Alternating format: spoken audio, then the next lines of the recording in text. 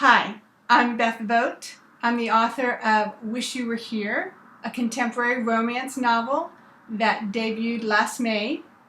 I'm also the skills coach for My Book Therapy. Michelle asked me to talk to you today about how to pitch at a writer's conference, and I just want you to know up front that I love pitching and I love pitch sheets. So I'm looking forward to talking to you today about pitching at writers' conferences.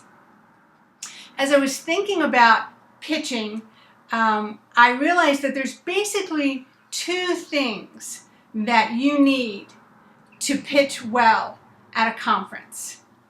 And the first thing you need is your pitch sheet, or what's called a one sheet.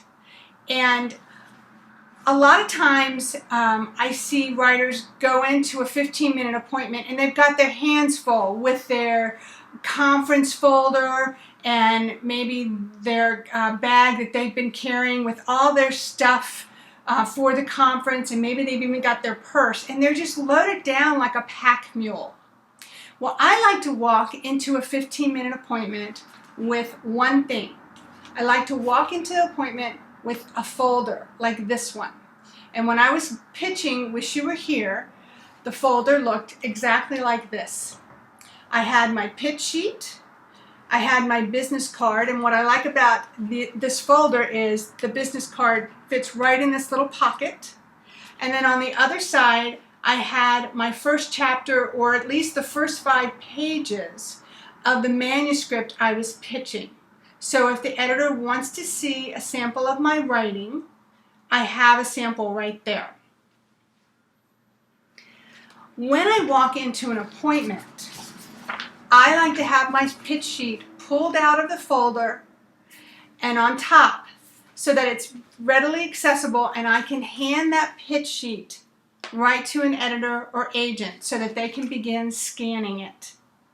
Now, I understand that at some conferences, agents and editors may be asking for other things. They might be asking for just a verbal pitch, or they might actually want a full proposal, and that's important to know if an agent or editor has requested certain things during a 15-minute appointment.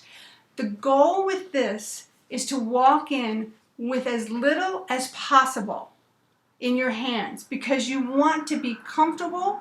You don't want to be worrying about, oh my gosh, where's my water bottle, where's my bag, where's my folder. You want to be able to concentrate on pitching your novel. The other thing that you need to bring to your 15-minute appointment is your passion for your manuscript. Everybody gets nervous when they're pitching their book. That's normal. But what I would encourage you to do is leave the nerves at the door. Pray over your 15-minute appointment. Have a friend pray with you. And pray that God would fill you up to overflowing with your passion for that manuscript that you've worked so hard on and written and rewritten and polished. And then take that passion into that 15-minute appointment and talk about your book, and let that editor or agent see how excited you are about that manuscript, how much you believe in that story that you've written. This is your time, maybe your one chance with this editor or agent to let them hear about a story that you believe in.